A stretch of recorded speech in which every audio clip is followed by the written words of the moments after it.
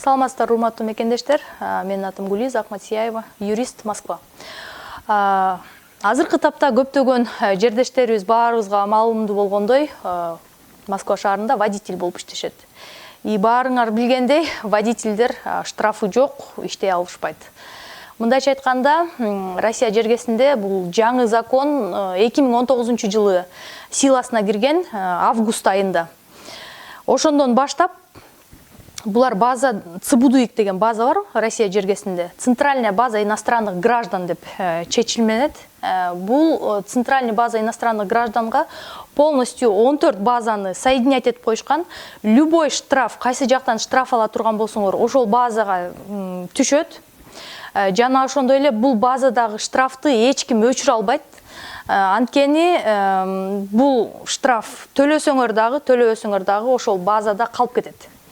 На основании вот этих штрафов, 2 и более штрафов деп 26 статья 4 пункт боюнча билесиңер, баарыңарга маалымдуу болгондой, бул закон запрет на въезд деп коет. То есть Россиянын жергесине киргенге жол жабык деп, мындайча айтканда, кире албайт биздин жарандар. Бул запрет на въезд деп коет. Урматтуу жердештер, ошондуктан Россия жергесинде өзүңөрдүн атыңарга штраф албаганга аракет кылгыла.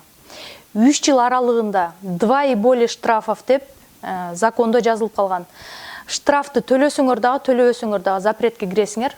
Бул по факту каралат да. Негизи Россияда көпчүлүк эле закондор по факту каралат.